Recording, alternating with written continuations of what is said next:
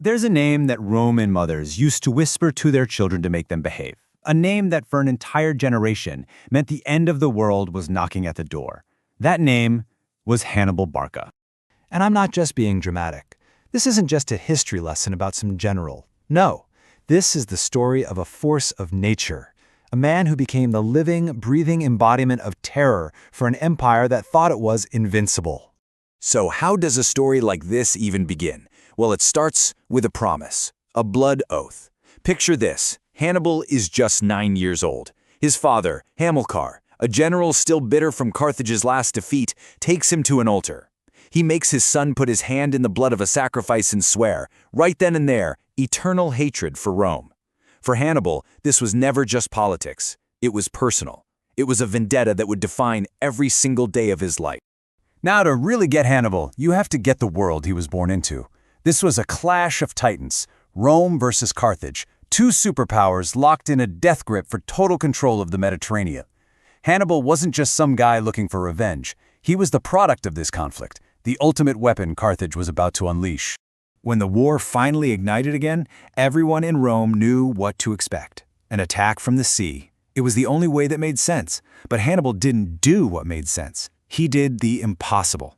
He decided to attack Italy by land, by marching his entire army, elephants and all, over the frozen, jagged peaks of the Alps. And let me tell you, this journey was an absolute horror show. It wasn't a march. It was a fight for survival every single step of the way. Hostile tribes would roll giant boulders down the mountainsides, crushing his men and animals. The cold was so intense that soldiers would literally freeze to death in their sleep. At one point, a huge rock slide completely blocked their path. So what does Hannibal do? He orders his men to build massive bonfires to heat the rock red hot, then douse it with sour wine to crack it apart. Pure, insane genius born from sheer desperation. But that genius came at a staggering price. Look at this. He lost nearly half his army just getting there.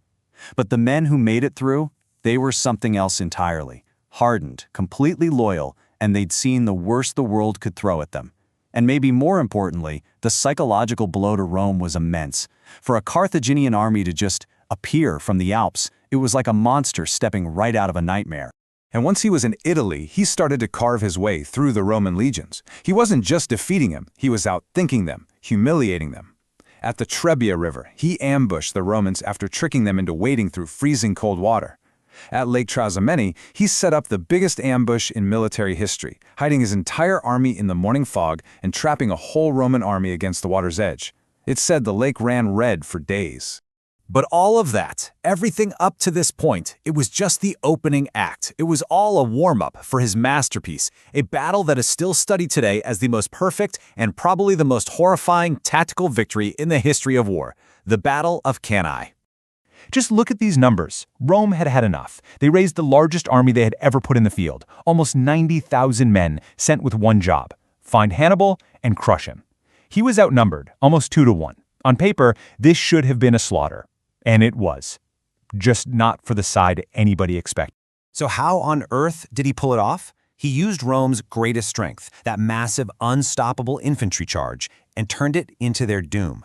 He put his weakest soldiers, his Gallic mercenaries, right in the center and had them bow outwards like a crescent. The Romans charged forward, thinking they were breaking his line, but the center just kept bending and bending, pulling the legions deeper and deeper into a trap. Then, Hannibal's elite African troops on the flanks turned inward and slammed the doors shut. And right here, this is where the battle stopped being a battle and became an execution. I want you to just imagine this for a second. 80,000 men, packed shoulder to shoulder into a shrinking box of death. There was no room to swing a sword, no room to even lift your shield. All you could do was stand there, pressed against the bodies of your friends, as the enemy worked their way towards you. It was pure, industrialized slaughter. 600. For 8 straight hours, Hannibal's men killed 600 Roman soldiers every single minute. It wasn't a fight. It was a harvest. When it was all over, Hannibal told his men to collect the gold rings from the fingers of all the dead Roman nobles. They filled a bushel basket and sent it back to Carthage as a trophy. This was it, his ultimate triumph. The road to Rome was wide open. The city was defenseless and panicking. And yet, this moment of absolute victory was also the seed of his ultimate defeat.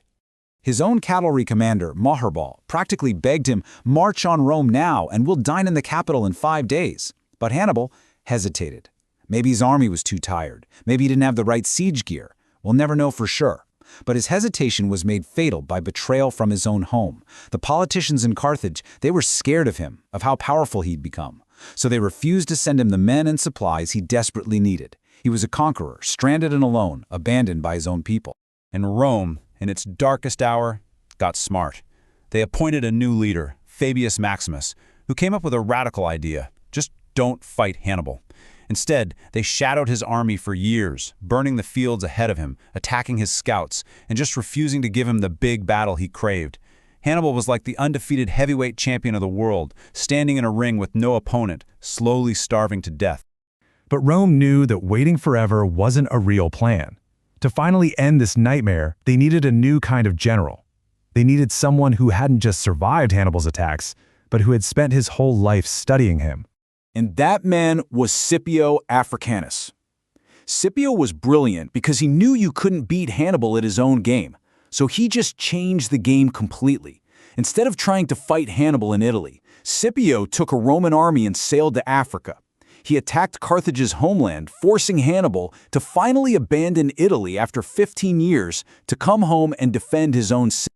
At the Battle of Zama, the master and the student finally met, and Scipio used Hannibal's own playbook against him. He figured out how to counter the war elephants, creating channels in his lines for them to run through harmlessly. Then he outflanked Hannibal's infantry. For the first and only time, Hannibal was decisively beaten. The war was finally over. But even with Carthage defeated, the war was never really over for Rome. Not as long as one man was still out there. For the rest of his life, they hunted him across the Mediterranean, absolutely terrified that he would raise another army. Hannibal became a ghost, forever haunting the empire he almost destroyed. Decades later, at 64 years old, Roman assassins finally cornered him. But Hannibal had one last move. He carried poison in a ring his entire life just for this moment. His final words were just one last jab, one last bit of mockery for the empire that feared him so much. He died on his own terms, denying them the victory of his capture. So why, after all this, does Hannibal still matter so much? Because even though he lost the war, his legacy is staggering. He's literally called the father of strategy. Napoleon, Patton, you name a great general. They studied Hannibal. And in a way, he created the Roman Empire we think of today. He didn't destroy Rome, but he broke the old republic, forcing it to become the relentless, efficient military machine that would conquer the known world. Which leaves us with one of the biggest what-ifs in all of history. After Cannae, after that masterpiece of death, with the city of Rome completely defenseless and paralyzed by pure terror, what if he had marched? What would our world look like today? It's a question that kept Roman senators up at night, and it's a question we still can't help but